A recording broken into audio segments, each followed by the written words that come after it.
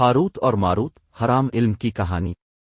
بابل کے قدیم شہر میں، جو دریائے فرات کے کنارے آباد تھا، وہاں ایک ایسی کہانی موجود تھی جو اسرار میں ڈوبی ہوئی تھی، جو چند ایک کو معلوم تھی۔ یہ ہاروت اور ماروت کی کہانی تھی، دو پراسرار شخصیتیں جنہوں نے فرشتوں اور انسانوں کے دائروں کو عبور کیا، آزمائش اور چھٹکارے کی کہانی جو وقت کی حدود سے تجاوز کر گئے۔ حصہ اول، ہاروت و ماروت کی آمد۔ یہ وہ وقت تھا جب بابل تہذیب کا فروغ پذیر مرکز، علم، ثقافت اور تصوف کا مرکز تھا۔ شہر کے لوگ اپنی حکمت اور باطنی علم کے حصول کے لیے مشہور تھے۔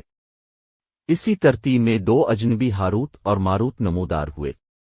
ہاروت اور ماروت عام آدمی نہیں تھے، وہ آسمانی مخلوق تھے، فرشتے جو زمین پر اترے تھے۔ ان کے پاس الہی پیغام، انسانیت کی عقیدت اور فتنہ کا مقابلہ کرنے کی ان کی صلاحیت کا امتحان تھا۔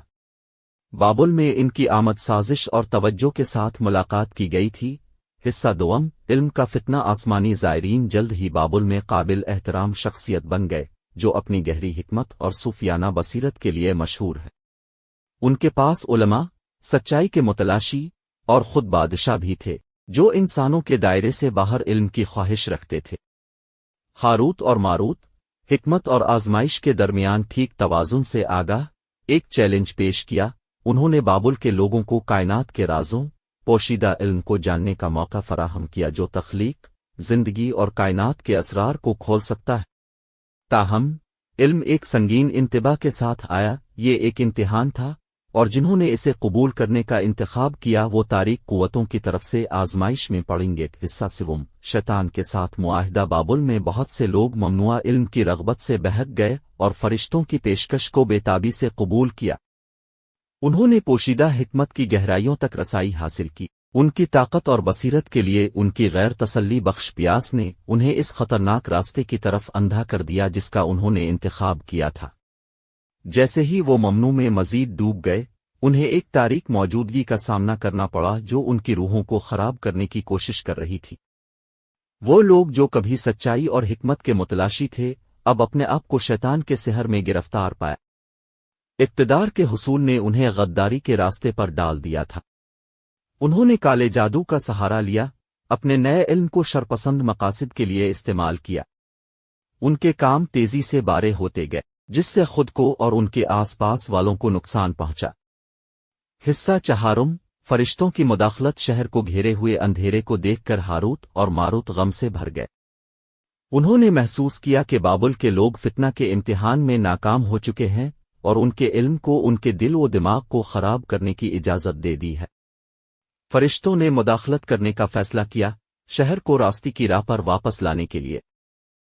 ہاروت اور ماروت نے ان شیطانی قوتوں کو بے نقاب کیا جو لوگوں کو فتنہ میں ڈال رہی تھیں، شیطان کی اصلیت اور ان کے اعمال کے سنگین نتائج کو ظاہر کرتی تھی۔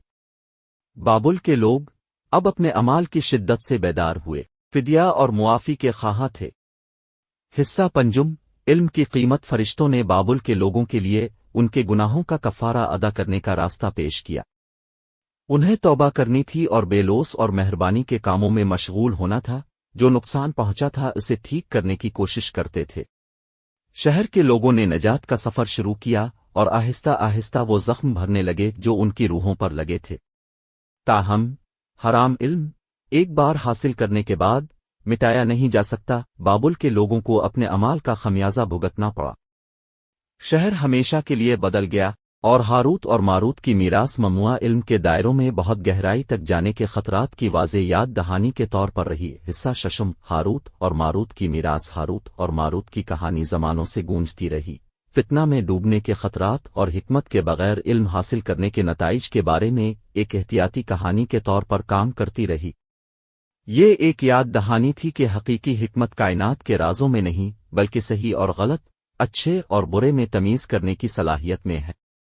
بابل کے لوگوں نے سیکھا کہ علم کی جستجو، خواہ کتنی ہی دلکش کیوں نہ ہو، ہمیشہ ایک مضبوط اخلاقی کمپاس سے ہم آہنگ ہونا چاہیے۔